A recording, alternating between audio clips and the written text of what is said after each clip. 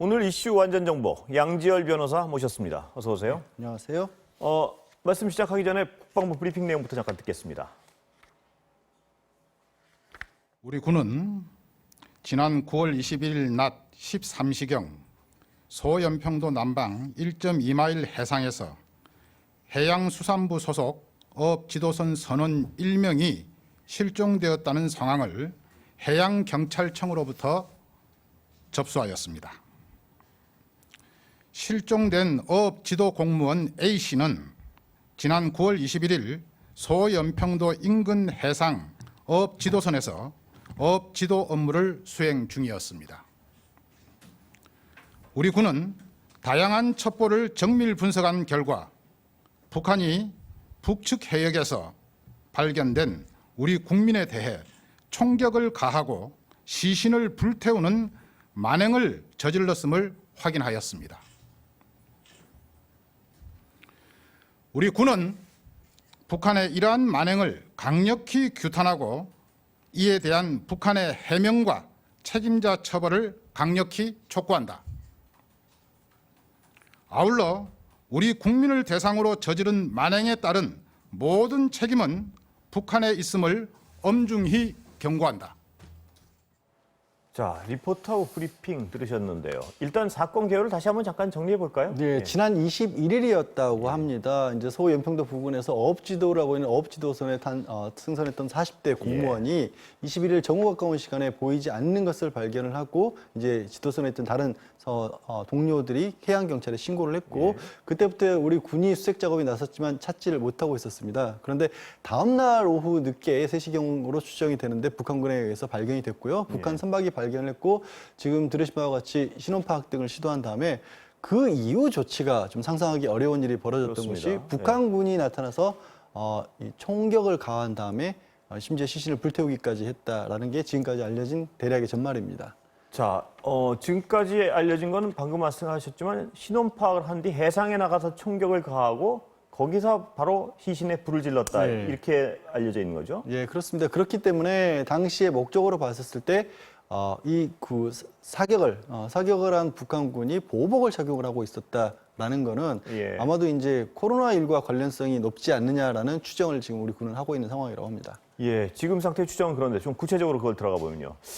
좀 상식적으로는 신원을 파악하고 남쪽에서 왔다 그러면 뭘 좀 조사하고 이래야 될 것 같은데요. 어떤 추정이 가능할까요? 지금? 일단 말씀하신 것 같이 그동안에 북한이 취해왔던 태도 같은 경우에는 여러 차례 우리 국민들이 자의적이로건 아니면 타의에서건 북한에 넘어갔던 적이 있었죠. 그럴 때마다 대부분의 경우에 조사를 하고 돌려보냈습니다. 심지어는 이제 박근혜 이명박 정권처럼 북한과의 관계가 좋지 않았을 때도 마찬가지로 조사 이후 돌려보냈는데 지금 제가 앞서 말씀드린 바와 같이 코로나19와 관련해서 북한군이 굉장히 엄중한 단속을 상부로부터 지시했다라 하고 있고 국경지대에 접근하는 것만으로도 사살하는 지침이 내려져 있다고 하고요. 특히 최근에 탈북민이 우리 남측에 들어왔던 탈북민이 북한으로 다시 월북했던 그런 상황이 있었지 않습니까? 그때 당시 김정은 위원장에서도 철저하게 막으라는 지시가 북한군에 내려져 있는 상황이기 때문에 그런 연장선상에서 우리 그 공무원에 대한 그런 어떤 상상하기 어려운 일이 벌어진 게 아닌가 싶습니다. 예, 지금 알려지기로는 7월 26일 날이요. 그 김정은 위원장이 최대 비상체제를 명령했다. 네. 이런 얘기도 있는데 그 코로나 관련인 것 같은데요. 북한 같은 경우는 공식적으로는 코로나19를 인정하고 있지 않지만 북한 뉴스 같은 걸 보더라도 다 마스크를 착용하고 있는 모습도 보이고 이미 코로나19로 인해서 상당히 큰 영향이 있다라는 거고 상식적으로 생각해 봤을 때 그 감염에 적당히 대응할 수 있는 국가적 역량이 부족하기 때문에 애초에 그것을 막는다라는 쪽에 강조를 뒀었습니다. 그리고 그걸 따라서도 이 월북을 한다는 것 자체도 현재 경색된 남북관계 과정에서 김정은 위원장으로서 이걸 다 강하게 막아야 된다라는 그런 지침을 내렸고 당시에 이 경로에 해당됐던 북한군 부대들에 대해서 엄정한 처벌을 했다라는 거거든요. 그 영향이 결국 이와 같은 사태까지 이어진 게 아닌가 싶습니다. 예, 아직은 구체적으로 나오진 않았지만 방금 잠깐 말씀하셨지만 월북일 가능성이 높은 것 같습니다. 지금으로서는 여러 정황상. 무엇보다 지금 앞서 말씀드린 것 같이 21일 날 실종이 됐다라는 게 우리 해경 측에 접수가 됐고 발견된 시간이 그 다음 날입니다. 그리고 날씨가 상당히 좋다고 하지만 그 긴 시간 동안 그냥 바다에 떠 있기란 건 어려운 거고 또 이동했던 거리도 꽤 멀게 10km 그리고 이상 해류 자체도 영리였기 예, 때문에 영리였다고 하더라고요. 그냥 뭐 예. 헤엄친다거나 하기는 어렵다고 예. 하고요. 지금 현재 이 실종됐던 공무원분이 그냥 맨몸으로 있었던 게 아니라 예. 구명조끼를 입었고 한 사람이 탈 수 있을 정도의 부유물에 지금 예. 의존을 해서 이동을 했다라는 거기 때문에 또 신발도 원래 어업 지도선에 남겨놓고 간 상황이었기 때문에 그런 정황상 군은 월북을 시도했을 가능성이 높다라고 판단하고 있습니다. 아까 군 발표 잠깐 들어보면 월북 의사를 언뜻 내비쳤다는 어떤 잠정 조사 결과도 있는 것 같습니다. 그 부분에 관해서는 사실 이제 뭐 가족들이라든가 예. 주변에 이제 동료 공무원분들 같은 경우에는 그럴 가능성이 전혀 없다. 무엇보다 저 어업지도선에 하는 업무 중에 하나가 이 실수로라도 우리 여선들이 북한 쪽으로 넘어가는 걸 예. 막는 업무를 하기 때문에 예. 그런 부분에서는 특별히 강하게 사전 어떻게 보면 조사를 한 이후에 채용을 한다는 겁니다. 그렇기 때문에 그런 업무를 하던 사람이 월북을 할 가능성은 낮다라고 주변 사람들은 예, 그렇게 얘기를 하고 예. 있지만 국방부에서는 말씀하신 것 같이 예. 월북 정황이 있다. 다만 이거는 이제 사실 사자의 명예와도 관련된 글쎄 문제이기 말입니다. 때문에 예. 어떤 근거를 가지고 있는지는 함부로 말씀을 하기는 어려울 것으로 예, 보입니다. 앞으로 더 조사가 있어야 될 것 같고요. 아까 이제 말씀하신 북한의 어떤 의도나 그 배경이 이제 가장 궁금한 건데, 아까 그 코로나 때문이라고 예. 지금 추정이 되는 상황이고요. 그 다음에 북한군이 이것도 추정이지만 코로나를 염려해서 접근하는 신원미상의 사람은 무조건 사살하라 이런 명령이 내려져 있을 수도 있다. 뭐 이런 추정도 나오는 것 같습니다. 예, 그렇습니다. 다른 것보다도요. 당시에 이제 직접적으로 총격을 가했던 북한군 병사가 방독면과 방호복을 착용을 예. 하고 있었다라는 점이 그 부분에 대해서는 어떤 간접적인 근거가 될 수 있을 것으로 보이고 그동안의 정황이 비춰봤었을 때도 이 월북 가능성이 있는 사람들을 조사 이후에 돌려보냈던 게 상례였는데 그런 조치를 취하지 않고 무엇보다 일단 이 그 공무원을 발견했을 당시에 배에 올리지도 않았다는 거 아니겠습니까? 그런 부분이 이 일반적인 상황으로 보기에는 도저히 어렵기 때문에 이건 코로나19가 연관이 있지 않느냐는 추정을 할 수 있는 거죠. 그런 추정을 뒷받침하는 것 중에 하나가 그 해상에서 상륙을 안 시키고 그 네. 배 자체를 사살한 뒤에 불태웠다는 부분도 코로나와 연관을 그럴 추정을 가능하게 예, 하는 부분이죠. 그렇죠. 그러니까 예. 부유물 한 사람이 탈 수 있을 정도의 부유물에 의존해서 이동을 했다는 건데 그 부유물에서 발견한 북한군 선상으로 옮기지도 않았고 그렇죠. 북한군이 출발한 이후에 북한군 선으로 그 선박으로 옮기지도 않고 그 상태에서 그대로 총격을 가했다고 하는 부분이 예. 그런 또 추정을 가능하게 한 배경이죠. 예, 자세한 내용은 더 속보 나오면 전해드리고요. 다음 얘기 좀 여쭤보겠습니다.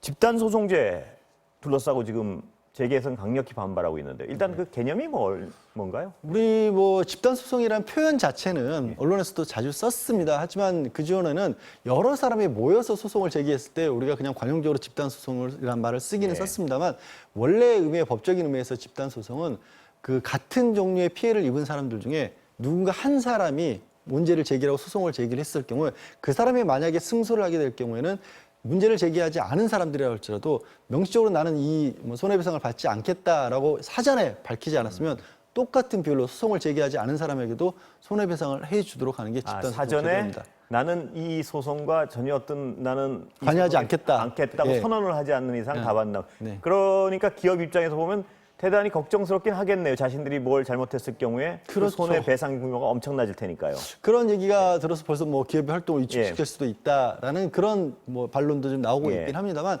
다만 이거는 좀 지적을 해야 될 것 같은 게 현재 집단 소송이라고 하는 부분들을 이제 특히 영미권 같은 경우에는 오래전부터 적용을 해왔거든요. 예. 우리 기업들도 다 글로벌 기업입니다. 예. 그래서 해외에 나가서는 그러니까 집단 소송에 어떻게 보면 이미 그 전부터 예. 그 상황에서 기업 활동을 해왔었던 거고 그렇기 때문에 똑같은 사안이 벌어졌을 때 해외에서는 손해배상을 받을 수 있는 사안이 국내에서는 오히려 못 받았던 그렇습니다. 그런 상황도 예. 있고 우리나라에 들어와 있는 해외 기업들도 자국에서보다도 우리나라에서 오히려 우리 국민들에 대해서 홀대하는 그런 현상이 있었거든요. 그걸 생각해 본다면 기업 활동이 위축된다라는 거는 생각보다 좀 여지가 적지 않은가 싶습니다. 어떻게 보면 어떤 국제 기준에 맞춰서 말씀하셨지만 정상화되는 과정이라도 볼 수 있는 거 아니겠습니까? 거기에 더해서 말씀을 예. 드리자면 우리 국내 법원이 내리고 있는 손해배상 판결 자체가 해외 사례보다 굉장히 낮습니다. 예. 그렇기 때문에 이것만으로 물론 뭐 영향이 아예 없을 수는 없겠습니다만 이미 국제 기준에 올라가 있는 기준에 우리도 어느 정도 따라간다는 그런 정도가 오히려 더 적합하지 않나 싶습니다. 다른 건 징벌적 손해배상. 예. 이건 또 어떻게 뭔가요?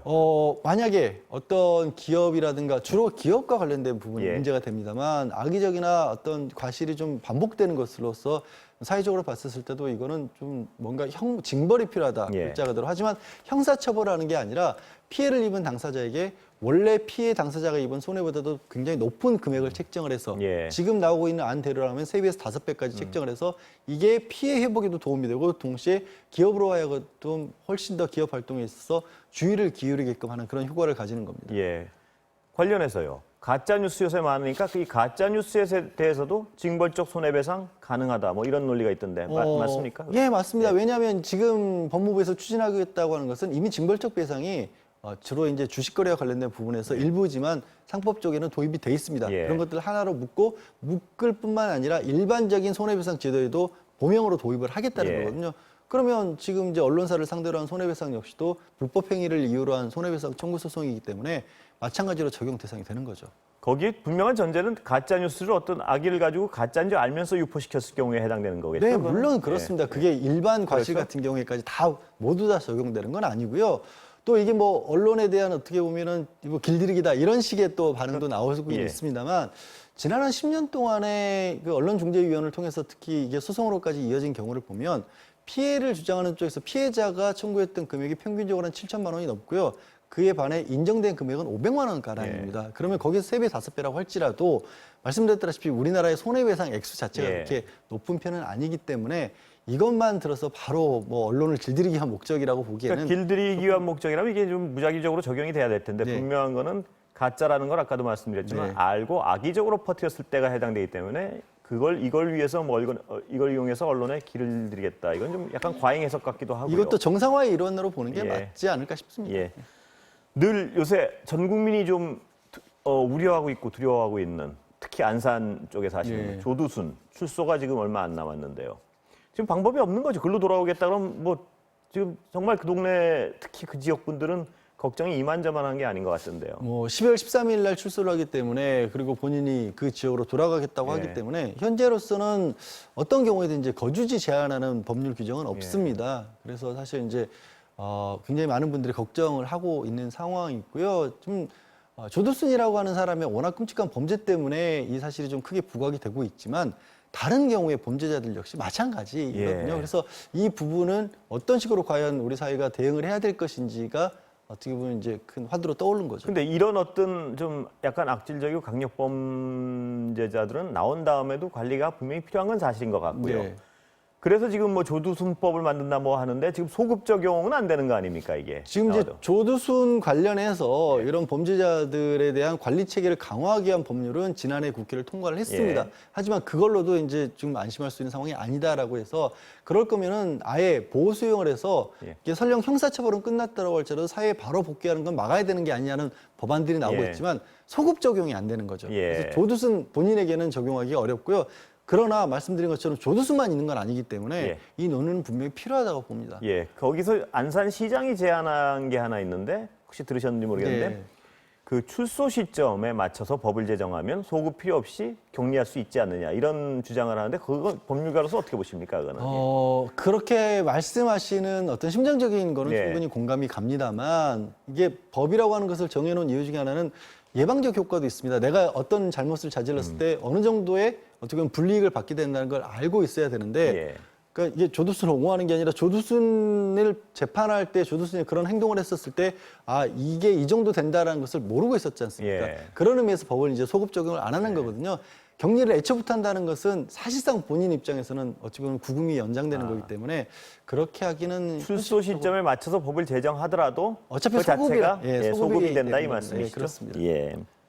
근데 유일하게 합법적으로 이 사람을 나와서 좀 제약할 수 있는 거는 출소 이후에 어떤 그 기준을 어겼을 때 네. 그건 가능한 거죠? 그 부분은 이제 조두순 좀 발의된 격리법이라고 이른바 예. 부르고 있는 거기에 부칙을 개정을 해서 예. 지금도 이제 보호관찰과 관련해서 굉장히 까다로운 조건들은 붙이고 있습니다. 조두순 같은 예. 경우 1대1 감시도 하기로 하고요. 예. 또 일주일에 몇 번씩 계속 보고도 했는데 그걸 위반했을 때 지금은 과태료가 부과가 되는데 예. 그게 아니라 아예 격리를 시키자. 그리고 예. 그거는 나올 때의 당사자와의 어떻게 보면 합의에 의해서 정하는 거기 때문에 예. 이건 가능하지 않겠느냐라는 그런 법안이 발의가 된 거고요.